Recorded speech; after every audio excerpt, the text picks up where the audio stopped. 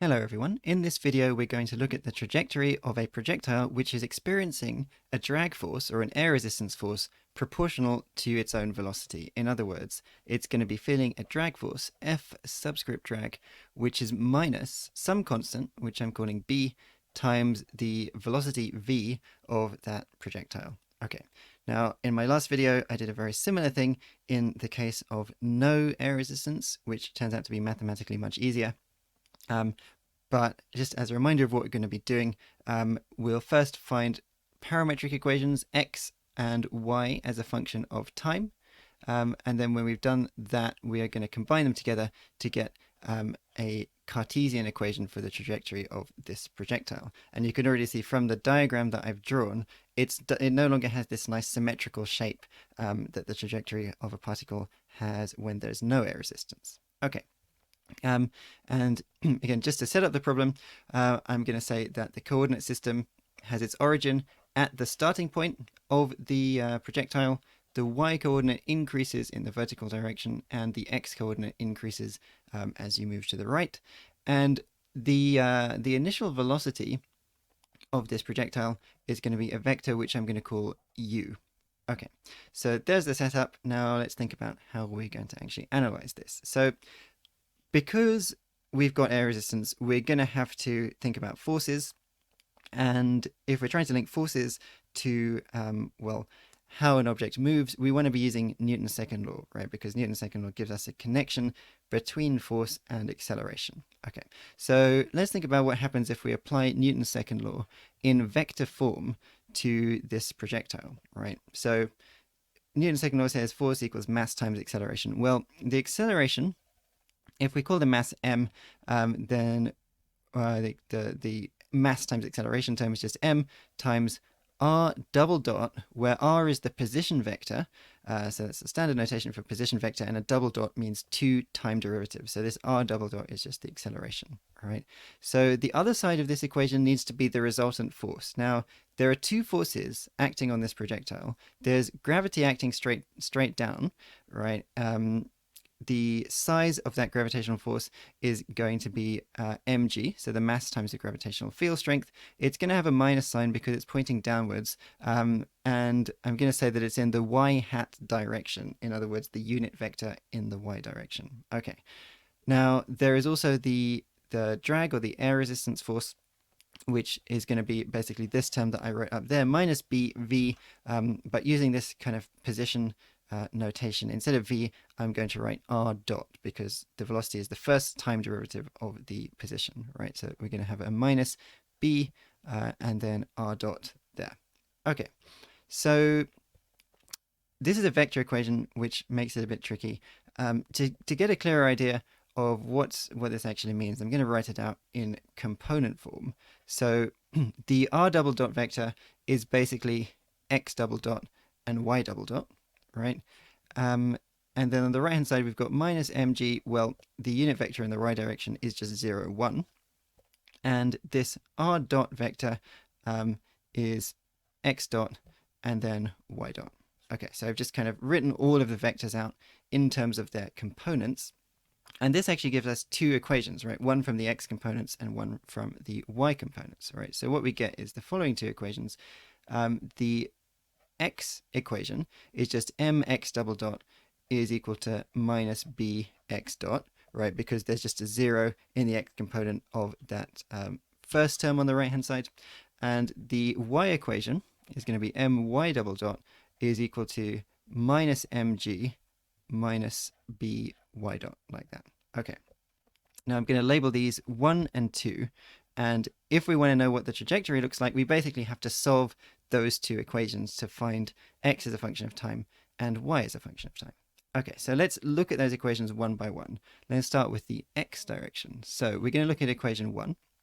Now, if we rearrange this into a more standard form for an ordinary differential equation, we want to get a 0 on one side, right? And so if I put all the terms on the same side, and divide through by the mass, we can put that first equation into the form x double dot plus b over m x dot is equal to 0. So this is like a kind of standard form for a second order ordinary differential equation. Um, and we can also use standard methods for this, which essentially involve guessing a solution. The trial solution that we're going to try is going to be as follows. So we want to try a solution which is proportional to e to the lambda t. The reason for that is because we're looking for a function such that when you differentiate it twice and add it to a multiple of the first derivative, you get 0. And the only types of functions that behave that way are exponentials, or sines and causes, but you can write exponentials and sines and causes in terms of each other. So you can choose either one. I'm going for exponentials in this case. Okay, and this lambda is just some constant that we're going to have to solve for. So if we substitute this equation, e to the lambda 2, sorry, this trial solution, e to the lambda t, into the differential equation, well, what happens to the x double dot is that you pull down a factor of lambda squared, right? Because each time you differentiate e to the lambda t with respect to t, you pull down a factor of lambda. And so you get a factor of lambda squared, and then you've still got this e to the lambda t. The second term, this b over m x dot, there's just going to be a single factor of lambda like that. So that's going to be lambda e to the lambda t, but we've got to make sure that's being multiplied by b over m, right? And that is supposed to equal 0. Now, because e to the lambda t itself can never be 0, we can basically just divide through by that. And then we've got a quadratic equation for lambda that we have to solve. If we factorize the resulting quadratic, we can take out a lambda and get lambda brackets lambda plus b over m is equal to 0. Okay, now this has two solutions. One of them is lambda is 0 from this prefactor, and one of them is lambda is minus b over m from the bracketed term. And so because there are two solutions to that equation, there are two valid solutions for x as a function of time, and the most general solution will be a linear combination of those two solutions, right? Based on that, we can say our x is going to be some constant a times, well, basically e to the 0, because one of the solutions was lambda equals 0, but e to the 0 is just 1, and so this just becomes a constant a. Then from our other solution for lambda, we get some other constant b times e to the minus bt over m, right? Because this corresponds to lambda being minus b over m. But then the solution itself was e to the lambda t, right? So we get e to the minus bt over m. Now, if we differentiate that to find the velocity, or the x component of velocity, x dot, the a term would disappear. You would bring down a factor of minus b over m from the second term, and so this is minus small b over m times capital B times e to the minus bt over m.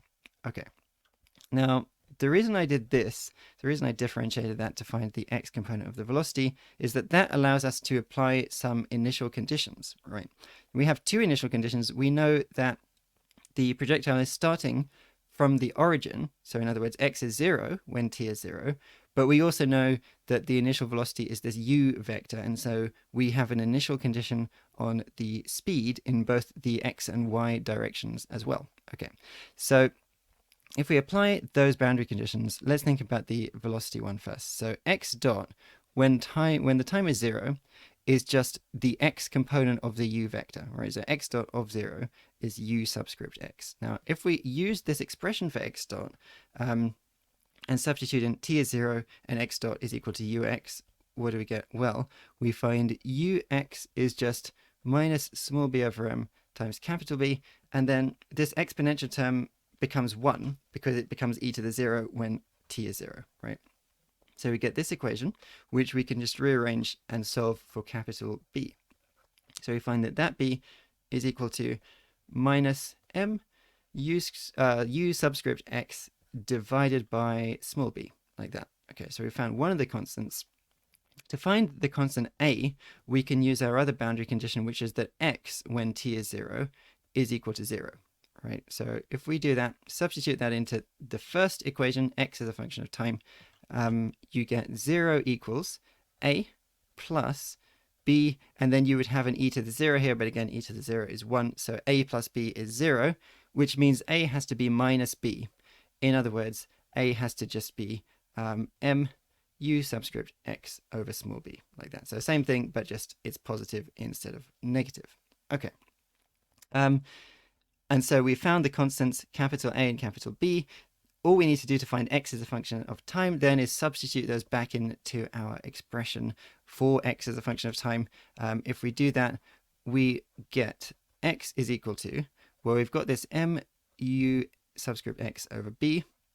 This is going to be a common factor in both the a term and the b term, right? Because remember, a and b are the same, just give or take a minus sign. So I can actually take out as a factor this mux over b, and then I'm going to have 1 minus e to the minus bt over m in brackets there. Okay, so that's just come from substituting a and b into that expression that we derived earlier by solving the differential equation. So there we go. We now know what x is as a function of time. So let's go through a similar procedure and solve for y as a function of time. Okay, so our differential equation that tells us how y behaves was equation 2. If we rearrange that equation into a standard form, well, the left-hand side would be the same pretty much as the x equation. You would get y double dot plus b over m y dot. But then on the right-hand side, we would have an extra term left over, which is just minus g. Okay, so this, we can kind of think of this as like a forcing term. And because of this minus g, there is something else we've got to think about when we're solving this differential equation. So again, I'm not intending this video to be a detailed introduction to how to solve ordinary differential equations, so I'll go through this fairly quickly. Basically, the solution consists of two parts, the complementary function and the particular integral. Now, the complementary function is basically what you would get if you solved this equation, but with a 0 on the right-hand side instead of a minus g. Okay, so because of the fact that the left-hand side of this equation has exactly the same form as the x equation, we can immediately say that the complementary function, which I'm going to call y subscript cf, has to be of the same form, a plus be to the minus bt over m. So these a and b's, this a and this b are not necessarily the same as this a and this b. But there we go, it's going to have the same form, right? But the difference is we've got to add on another contribution, which is this thing called the particular integral. Now, the way to find the particular integral is to basically make a guess, or an informed guess based on the form of what you've got on the right-hand side of your equation, and also, well, what you've got on the left side of your equation as well. Now, because the right-hand side of the equation, in other words, the forcing term, is just a constant, and because on the left-hand side I have a first derivative and a second derivative, I'm going to guess a form for the particular integral as basically being a second-order polynomial, right? So I'm going to call it alpha t squared plus beta t, right? Because if you differentiate a second-order or quadratic polynomial twice, you get a constant which is the same form as what we've got on the right-hand side there. Right, so that's where that's coming from. I'm not bothering to put a constant term gamma there because, well, you don't have y appearing directly on the left-hand side of this differential equation, right? So if you differentiate this expression, y particular integral, the gamma would just disappear, and so we know that it's just going to be 0 in the end anyway. Okay, so I'm just trying this general form of the particular integral. So all we've got to do, having made that informed guess as to the functional form of the particular integral, is take that and substitute it back in. Now, if we differentiate this twice, the first term will become just 2 alpha, right? Because if we differentiate it once, we get 2 alpha t. Differentiate it again, you get 2 alpha. The second term would disappear, right? Because if you differentiate it once, you get beta, and then again, and it disappears because it's a constant. And so the y double dot for the particular integral would just be 2 alpha, Okay. Then for the y dot term, well, we get b plus b over m. And then we've got that 2 alpha t from differentiating the first term once. And then we also get plus b over m times beta, which comes from differentiating the second term once. Okay, and then all of that stuff is supposed to be equal to minus g. So then what we want to do is just compare coefficients of the different types of term on the left-hand side and the right-hand side. We can immediately see that alpha actually has to be 0 because there is a t term here, b over m times 2 alpha t, but there is no t term on the right-hand side, right? And so the only way to eliminate the t dependence on the left-hand side is for alpha to actually be 0, right? So we can immediately say that alpha is supposed to be 0. And then we can compare the constant terms, right? We find that, well, the constant term on the left-hand side is 2 alpha plus b over m times beta. The constant term on the right-hand side is minus g. We already know that the alpha term is actually 0, and so we're just equating this b over m times beta with this minus g. Now, if those are going to be equal, what that means is that beta is supposed to be minus mg over b. And there we go. We found that alpha is 0, beta is minus mg over b. Okay, so putting all of that together, our overall solution for y is going to be, well, the complementary function plus the particular integral. Okay, complementary function was a plus be to the minus bt over m. Then we've got to add the particular integral.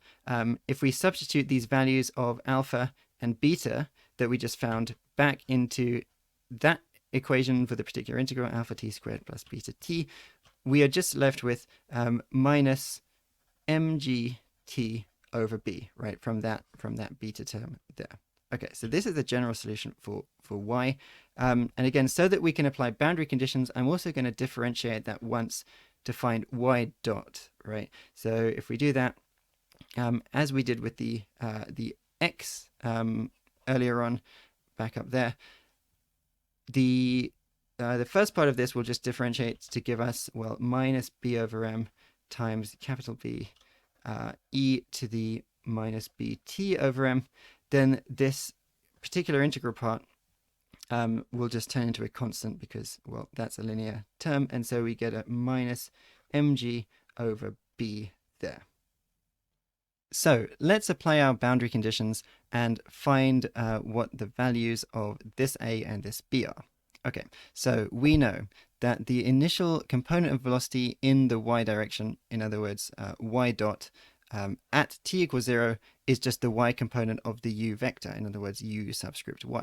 Okay, so if we take our expression for y dot, substitute t equals 0 in, and see what happens, well, we get uy is supposed to be equal to minus b over m times capital B minus mg over b. Again, because e to the 0 is 1, and so that term just becomes 1. Okay, now if we rearrange this to make b the subject, we find that b is supposed to be minus m over b, and then we're going to have a bracketed term, which will be uy plus mg over b, right? So I've just rearranged the previous line to make capital B the subject. So we know b. Let's then apply our other boundary condition, which is that it starts at the origin again. So y, the y coordinate at t equals 0 is simply 0. If we substitute that in, we find that. So we're substituting that into this equation for y as a function of time. If y is 0, we just get 0 equals. Then there is going to be an a, nothing changes there. The b term, capital B term, is just going to be b because e to the 0 is 1. This linear term disappears because we're substituting t equals 0. So again, a plus b is 0. So a is just the same as b, but with a positive sign instead of a negative sign. So a is going to be m over small b times uy plus mg over b. So now we've found our constants, capital A and capital B. Putting all of that together, we can then get y as a function of time. Y is going to be, again, there's this common factor of m over b in brackets uy plus mg over b. And then, well, we've kind of factored out this term. If you look at the form of this expression up here for y as a function of time, the first term is just a, which is exactly that. So if I factored that out, we need to have a 1 in brackets here. And then from the b term, we get minus e to the minus bt over m. Okay, so we've got that bit, and then we've got our linear part at the end, minus mgt over b, which didn't depend on the constants capital A and capital B. So there we go. Now we've got a parametric equation for x as a function of time up at the top, and a parametric equation for y as a function of time at the bottom there. So the last thing we want to do is try to eliminate t, the time variable, and just express y as a function of x, because that will tell us the shape, or the Cartesian equation of the trajectory. Okay, now the way I'm going to do that is that notice that t only appears once in equation 1 up at the top here, right? So we can actually fairly easily rearrange that top equation involving x to make t the subject, right? So let's do that. Take equation 1, multiply by b over mux. So the left-hand side is going to become bx over mu subscript x. Then we just left with this 1 minus e to the minus bt over m on the right-hand side. Okay. If we do 1 minus both sides, we get e to the minus bt over m is just 1 minus bx over mux. Okay. And so we would have to take logs of both sides, right, to get t on its own. So if we take logs of both sides, and then multiply up by this factor that's in front of t, right, which is the minus b over m, we are going to get that t is minus m over b. Right, we've got to flip that factor upside down because we're basically dividing by b over m. Then we get the natural log of the entire right-hand side. So minus m over b ln of 1 minus bx over mu subscript x. Okay, and there we go. Now we've expressed the time t in terms of the x coordinate. And so if we're trying to eliminate that time, all we've got to do is take this expression for t and substitute it into equation 2 at the top there for y, right? So let me just write that down. So we're basically substituting that into equation 2. And what's going to happen? Well, we get y equals, we've still got this first bit, m over b, uy plus mg over b. Now, we have this bracketed term 1 minus e to the minus bt over m, but we know that that's the same from this intermediate step here. We know that that entire bracketed term 1 minus e to the minus bt over m is the same as bx over mu subscript x. So here I can just put a bx over mu subscript x like that. Okay. Now we've still got to deal with that linear term at the end. We get minus mg over b, and then we just substitute directly this expression for t, and so we just put here minus m over b, and then ln of 1 minus bx over mu subscript x. Okay, so we are very nearly there. We've just got to simplify this as much as we can. There's no time dependence left in here, which is good. So first thing I'm going to point out is that we've got an m over b here and a b over m there. So those are going to cancel. So I'm going to cross those out. And so what are we left with? Well, we've got this uy plus mg over b. Then that whole thing is going to be over ux, and then we've still got that x on the top of the fraction there. So there's going to be an x there. Now for the second term, we've got a minus and a minus, so it's going to end up being positive. We've got m squared g over b squared, and then we've got this same log term, right? So ln of 1 minus bx over mux, and I guess Personally, I would want to remove this fraction within a fraction. We can do that just by multiplying up by b. So our final Cartesian equation for the trajectory of a projectile with linear drag is going to be as follows. So y equals b times u subscript y plus mg divided by b u subscript x, because we had to times everything in that first fraction by b to remove the fraction within a fraction. That is all multiplied by x. And then, well, nothing's changed about that second term, so I'm just going to copy and paste that and put it there. Okay. So notice it doesn't have this nice symmetrical shape that the trajectory had when there was no air resistance. Basically, this log term at the end here makes the trajectory kind of start falling off or kind of moving downwards quite quickly as it reaches the end of its trajectory, which makes sense because basically what's happened is that the horizontal component of the velocity is getting smaller and smaller because of the air resistance, right? So the trajectory kind of gets more and more close to being vertical as the projectile reaches the end of its motion.